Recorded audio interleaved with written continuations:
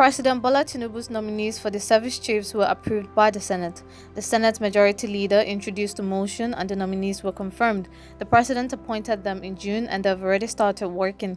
The confirmation process is a formality and they will be officially sworn in later. The service chiefs are Major General Taoreed Lagbaja, Chief of Army Staff, Rear Admiral Emmanuel Ogala, Chief of Naval Staff, Air Vice Marshal Hassan Abubakar, Chief of Air Staff, and Major General Christopher Musa, Chief of Defense Staff. After their presence were acknowledged through a motion moved by the Senate Leader, Senator Michael Bamidele Okbayemi, Senate President suspended Order 60 in the Senate Standing Orders 2022 as amended to enable the chamber to attend to them. This included the President's Senior Special Assistant on National Assembly Matters, the nominated service chiefs, and others. My experiences as a military officer shaped my unshakable faith in our country, the unlimited power in its unity and greatness of its people.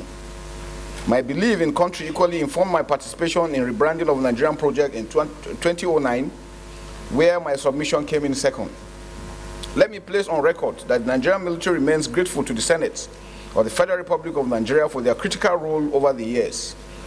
In provisioning for our uniform in men in uniform, under my watch, the armed forces shall continue to serve the Nigerian people dutifully and in line with the Constitution of the Federal Republic of Nigeria. Upon my nomination as the Chief of Army Staff, conceptualize my philosophy of command as to transform the Nigerian Army into a force that is well-trained, equipped, and highly motivated towards discharging our constitutional responsibility.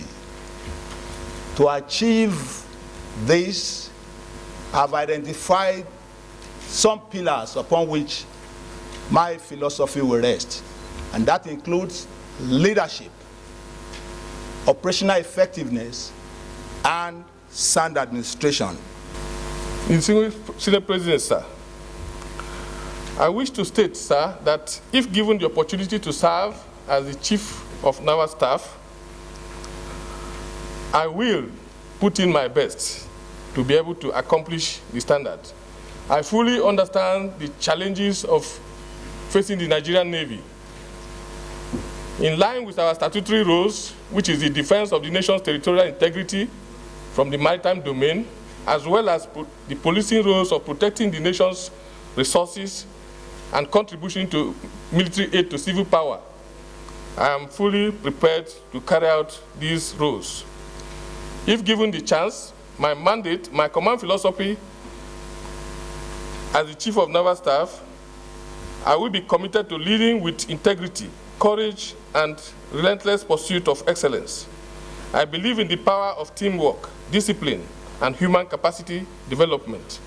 My goal is to ensure that every Nigerian Navy personnel and civilian staff is equipped, trained, and ready to execute our mission effectively. I expect all personnel to hold these high standards of professionalism, ethics, and respect for human rights.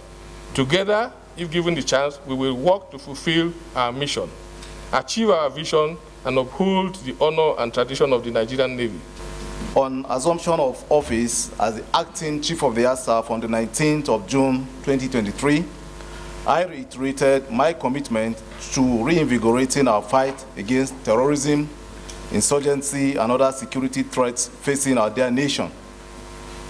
I also noted two key attributes of cooperation and jointness, which have been instrumental to the successes so far recorded in our counterinsurgency and counter-terrorism efforts, and which we intend to uphold in line with Mr. President's directive as outlined in the maiden National Security Council meeting. We will also adopt additional air power measures and approaches that will continue to diminish our security challenges and enhance the disposition of our various theaters of operations. This is important in view of the enormous expectations of Nigerians on us, and to ensure an expeditious and accelerated actualization of peace and security of lives and properties of Nigerians. Before making a pronouncement on my command philosophy that will guide our journey forward, let me lay the premise on which this philosophy will be predicated to enable us to have a clear understanding of the service's future direction and be on the same page.